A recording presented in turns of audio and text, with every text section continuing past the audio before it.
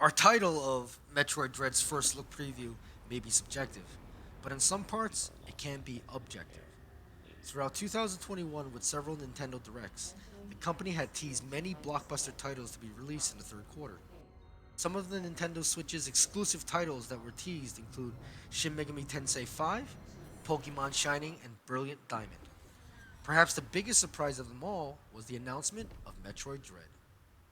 All four games were planned for release around the same time, and Metroid Dread was just the first one out of the gate. The story of Dread dates back to the year 2005, when the title was first announced for the Nintendo DS. While the project was eventually cancelled for the dual screen handheld, interest in the project remained. Since then, games such as Metroid Zero Mission, Metroid Prime Hunters graced Nintendo's handheld consoles. However, the last original Metroid title would be Team Ninja's Other M, released in 2010. The latest Metroid game, Samus Returns, was a 3DS remake of the second Metroid game released in 2017.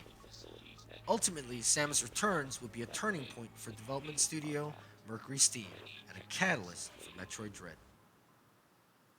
Before their relationship with Nintendo flourished, Mercury Steam developed several titles for Konami in the early 2010s. They were responsible for the development of the Castlevania Lords of Shadow series, a 3D Castlevania series. Following its success with Konami, Mercury Steam caught the attention of Nintendo with the release of Samus Returns. Historically, the Metroid series was no stranger to being developed by third-party developers, and Mercury Steam had a lot to prove. Due to the success of Samus Returns bringing the Metroid franchise to form again, they were tasked with developing Dread. Players used to Samus Returns will appreciate and immediately notice the magic touch Mercury Steam provided to Dread. A blend of 3D cutscenes and 2D gameplay provides players with an extra layer of immersion. While the cutscenes show Samus dueling with various enemies as they are introduced, they also segue into the game's tutorial system. One of Samus's new abilities, the melee counter, is an example of this. Timing with the enemy's attack, Samus can swat the attacker away and follow up with a blast with her arm cannon. Coincidentally, a similar ability was seen in Blasphemous, a Metroidvania, showing the inspiration games subconsciously have with each other. Other basic abilities include Metroid 2D staples, wall jumping, sliding, and aiming, all of which naturally come to the player. Part of the appeal for Metroid titles in general is how easy they are to grasp.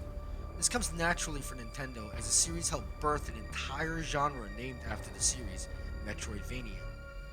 While Metroid veterans will immediately understand how the game plays, Dread throws a few curveballs to make things interesting. That is, if the curveballs were meteor-sized and come at Samus with the intensity of a fastball. That would be a more accurate description.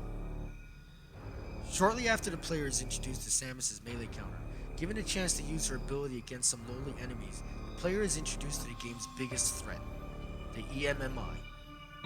The E.M.M.I are advanced robotic beasts that tower over Samus, with its introductory cutscene showing how much of a threat they are. Samus's shots from her blaster rifle are ineffective, even her rockets barely lay a scratch on them. It is here that the E.M.M.I will pin Samus to the ground, giving the player one warning. Remember the melee counter you learned seconds ago? Use it here, or else you will die. Samus is unable to defeat the E.M.M.I in the current state she's in. Should she be captured, she has a brief moment to parry their advances identified by a glint in their eye. If she fails, she has one more chance to parry the attack, or else the E.M.M.I will stab her in the throat, executing her. The process is frustrating, but Dread does an amazing job at capturing that feeling. Dread. Metroid Dread eases the player into new mechanics, however. Then the player is expected to implement them accordingly. If the player fails, Samus dies a gruesome death. It's game over, and then try again. There wasn't a single moment where I felt things were unbearable. It just made me want to try again despite how silly I looked. It is at this point that I can appreciate Metroid Dread's handling of the game overs. It's a simple screen, and it's quick enough to get back into the action. Another positive is the lack of loading screens. Transitioning from one part of the world to another is seamless. This is something that players won't notice immediately as they are being chased by robot stalkers, however, because, you're busy running away. The inclusion of the E.M.M.I, Samus is feeling defenseless, and the player slowly but surely regaining her abilities are all crucial to Metroid Dread's early game. Getting chased by an E.M.M.I, seeing the environment change from solid image to a hazy environment, and the everlasting fear of death. These all make Metroid Dread feel more of a survival horror title than most survival horror games. But don't take my word for it. Or rather, do take my word for it, right here. Metroid Dread is the true return of Samus. Overall, the graphics, the sound, the gameplay, and the atmosphere all make Metroid Dread the true Metroid experience. The franchise was always one of Nintendo's more mature IPs, without the copious amounts of violence and gore. Some of the earlier game over sequences in Metroid Prime, though, were pretty brutal, but Metroid always survived on the anticipation of exploration. The self-contained fear of exploring an undiscovered planet, fighting the unknown, and cursing at any loss of progression.